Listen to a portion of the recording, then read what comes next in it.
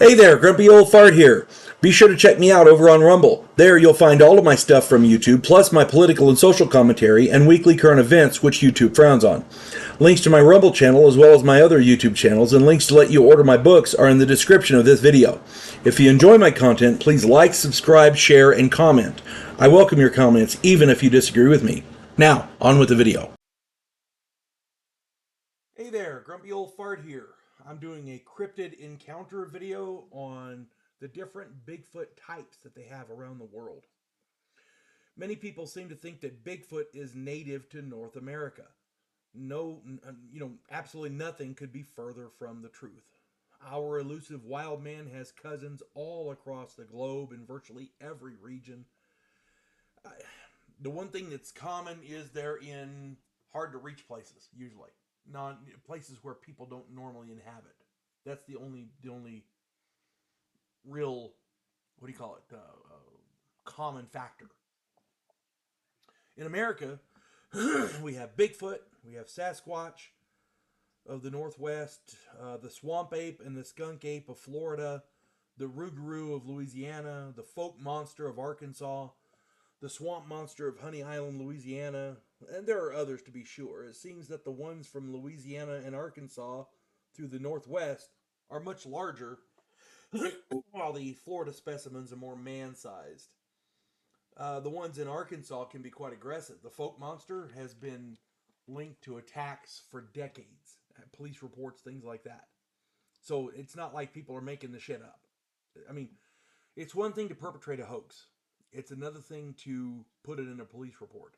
Anybody, like the UFO thing. Anybody can say, "Well, I saw lights in the sky." Unless they fill out a police report, it's not like you're, some sort of a report. They're not reporting it to anybody. So it wasn't a big deal to them. I see lights all the time where I work, but I don't report it to anyone because I can't get photos. Around here, people will kind of scoff at you. I'm just saying. In Asia and the Caucasus, they have the almas, which go by a plethora of different names. One specific specimen, Zana, was Zana,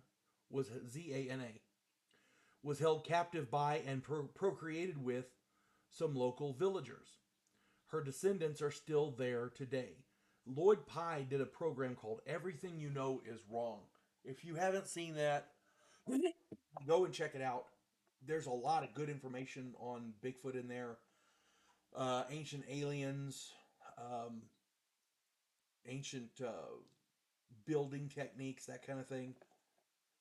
There's a lot of good information in there. If you haven't seen it, go check it out. It's Lloyd Pye's Everything You Know Is Wrong.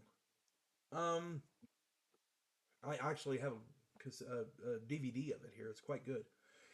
In the Philippines, they have the Amomongo. Amomongo. In the Middle East and Asia, they have Barmanou. Barmanou. Barmanou. In Cambodia, they have the Tek Tek. Um, in Vietnam and Laos, they have the Ngui Rung. Both of those, the Tek Tek and the Ngui Rung, are carnivorous and dangerous. Some of those were reported by American soldiers in Vietnam during the Vietnam War. In Russia, they have the Chuchunya. In Sumatra, I'll get it right in a minute, folks. I can't read my own writing. In Sumatra, they have the Orang Pendek. In Sri Lanka, they have Nitewo. Nittaewo. Nitewo. Both Orang Pendek and Nitewo are small hominids, essentially pygmy versions. Little bitty guys. Excuse me. I have a tickle in my throat. Bear with me. In China, they have the Yeren. Yeren, the Yeren. In the Himalayas, they have the Yeti. In Australia, they have the Yowie. As you can see, these creatures are reported globally and in remarkable variety.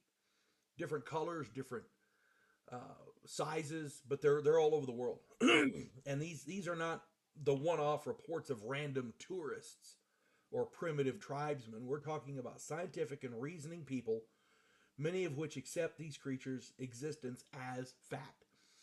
There was a guy, a group that was climbing Mount Everest, and they took pictures of tracks in the snow, and they were taking pictures here and there and there, and then they caught what was making the tracks. A big hairy thing. It was the hair was all white. There was no reason for anybody to be up there.